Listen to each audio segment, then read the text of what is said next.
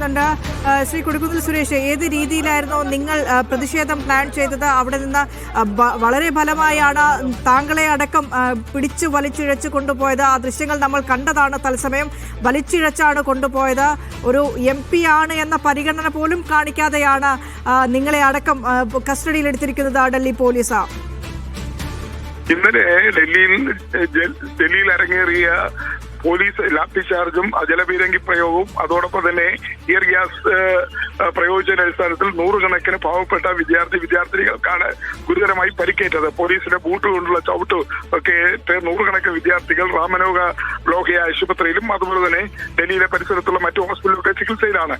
നൂറുകണക്കിന് വിദ്യാർത്ഥികൾ ഭയത്തോടു കൂടി ഓടി എവിടെയൊക്കെ പോയിരിക്കുകയാണ്. അവരെയൊന്നും കണ്ടെത്താൻ കഴിഞ്ഞിട്ടില്ല. അത്തരം അതിഗുരുതരമായ സാഹചര്യമാണ് ഇന്നലെ ഡൽഹിയിൽ അരങ്ങേറിയത്. ഈ സംഭവത്തെ കുറിച്ച് ഞങ്ങൾ ഇന്ന് അടിയന്തര പ്രമേയ നോട്ടീസ് കൊടുത്തിരുന്നു. പ്രധാനമന്ത്രി സഭയിൽ ഇതിനെ സംബന്ധിച്ച് സംസാരിക്കണമെന്ന് ആവശ്യപ്പെട്ടു. ഡൽഹി പോലീസ് കേന്ദ്ര ആഭ്യന്തരമന്ത്രിയുടെ കീഴിൽ വരുന്നതാണ്. അതുകൊണ്ട് തന്നെ കേന്ദ്ര ആഭ്യന്തരമന്ത്രി അമിത്ഷാ ഇതുമായി ബന്ധപ്പെട്ട പ്രസ്താവന നടത്തണമെന്ന് ഞങ്ങൾ ആവശ്യപ്പെട്ടു.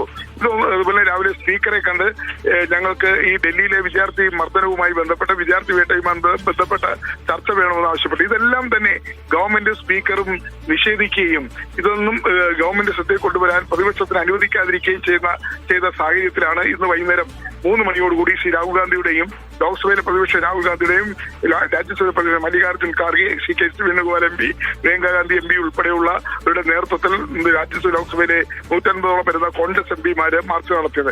വളരെ സമാധാനപരമായിട്ടാണ് ഞങ്ങൾ മാർച്ച് നടത്തിയത്. ഞങ്ങൾ യാതൊരു പ്രകോപനവും സൃഷ്ടിച്ച. പക്ഷേ പ്രധാനമന്ത്രിയുടെ വസതിയായ റേസ് കോഴ്സിന്റെ ആ ഭാഗത്തുള്ള റോഡിലേക്ക് മാർച്ച് ചെയ്ത ഞങ്ങളെ ബലം പ്രയോഗിച്ച് അറസ്റ്റ് ചെയ്യാനാണ് തയ്യാറായത്.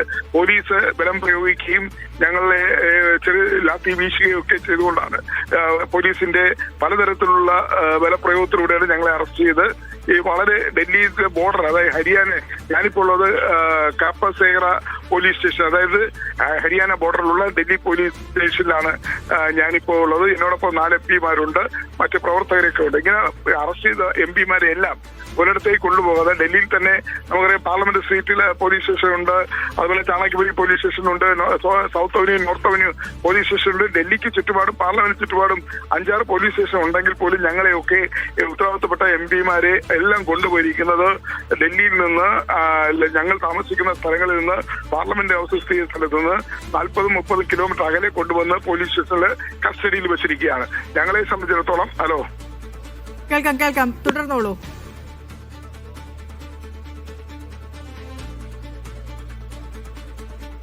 കൊടിക്കുന്നിൽ സുരേഷ് MP സംസാരിക്കുകയായിരുന്നു. ഈ സമരവേദിയിൽ വെച്ചാണ് കൊടിക്കുന്നിൽ സുരേഷ് MP അടക്കമുള്ള 4 MPമാരെ പോലീസ് ബലം പ്രയോഗിച്ച് കസ്റ്റഡിയിലെടുത്ത് വലിച്ചിഴച്ച് കൊണ്ടുപോയത്. ഇപ്പോൾ പാർലമെന്റ് മന്ദിരത്തിൽ നിന്ന് താമസിക്കുന്ന സ്ഥലത്ത് നിന്ന് ഏകദേശം 40 കിലോമീറ്റർ അകലെയുള്ള ഹരിയാന ബോർഡറിനോട് ചേർന്ന അതിർത്തിയിലുള്ള പോലീസ് സ്റ്റേഷനിലാണ് അവരെ കൊണ്ടുപോയിരിക്കുന്നത് എന്നാണ് കൊടിക്കുന്നിൽ MP മീഡിയ വണ്ണോട് പ്രതികരിച്ചത്.